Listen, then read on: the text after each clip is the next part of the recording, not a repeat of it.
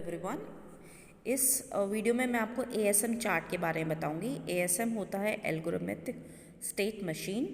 तो एक्चुअली इसमें तीन चीज़ें यूज़ होती हैं एएसएम चार्ट में। एक स्टेट बॉक्स होता है जो कि ऐसे दिखता है रेक्टेंगल फॉर्म में।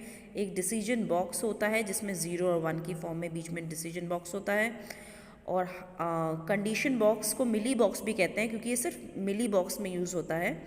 और ये कब यूज़ होता है मिली बॉक्स में? जब उसका आउटपुट हाई होता है या 1 होता है, 1 को हाई भी बोलते हैं, तब ये कंडीशन बॉक्स लगता है। सबसे पहले ये डायग्राम देखेंगे। ये आपका मिली स्टेट मशीन का डायग्राम है। आपको पता है मिली स्टेट में ऐसे होता है, पहली वाली डिजिट इनपुट है, दूसरी वाली आउटपुट है। ठीक है, तो जब हमारा आउटपुट हाई होगा, 1 होगा, तो क्या रहेगा? तो हमारा कंडीशन बॉक्स इसमें लगेगा मिली के केस में। हम इसका सोल्यूशन देखते हैं। ये है, सबसे पहले हम समझाते हैं S0। S0 में हमने ये देखा, इसका S0 पे ही आ रहा है ये, और जोर है। तो X हमारा इनपुट आया स्टेट बॉक्स में, हमने कंडीशन बॉक्स लगाया 0 और 1 के केस में। 0 के केस में ये S0 पे ही आ रहा है। 1 के केस में इसका आउटपुट ज़रूर हाई होगा।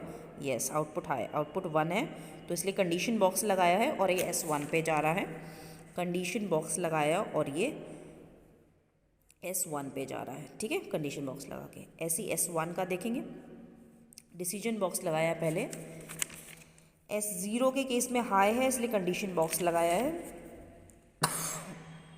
जैसे कि आप देखते हैं कंडीशन बॉक्स लगा के S1 पे जा रहा है।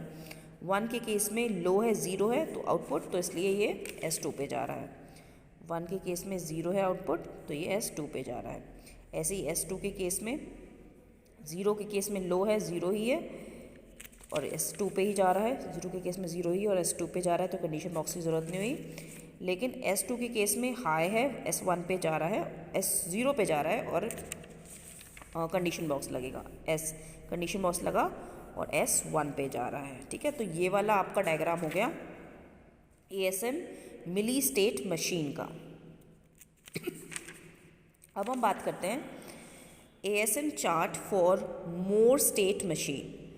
ये भी बहुत आसान है। जैसे कि हमने बताया था कि इसमें आपका ये कंडीशन बॉक्स नहीं लगेगा, सिर्फ ये दोनों स्टेट्स लगेंगी। ठीक है,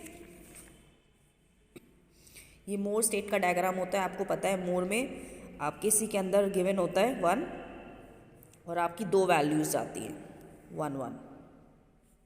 ठीक है, तो आपका ए को हमने ये रहा, ए के अंदर वैल्यू क्या है 1, तो z इक्वल्स टू 1।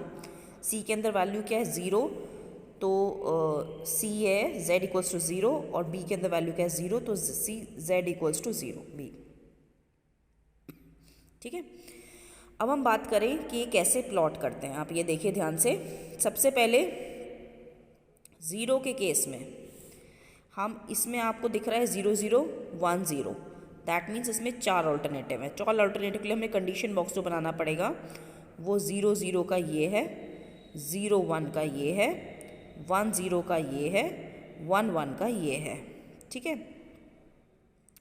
तो हमने ये हमेशा 3 बनेंगे कंडीशन बॉक्स, और इसमें कंडीशन बॉक्स में डिसीजन बॉक्स, और कंडीशन बॉक्स तो बनता ही नहीं मोर के केस में।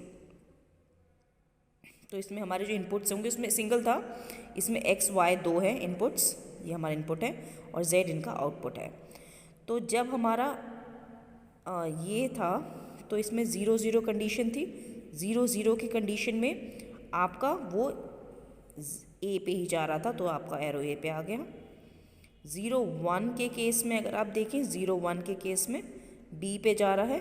0 1 के केस में आपका ये ऐसे बी पे आ रहा है। ठीक है, या फिर 1 0 के केस में ये 1 0 भी हो गया, तो ये बी पे आ रहा है। और हमने देखा 1 1 के केस में ये सी पे जा रहा है, तो 1 1 के केस में ये सी पे जा रहा है। आप देख रहे हैं इसमें 4 ऑल्टरनेटिव्स हैं, 0 0 0 1 1 0 1 1। जो जैसा जा रहा है वो हम उस पर सेंड कर देंगे। I hope you understand the concept. Thank you and have a nice day. Thank you.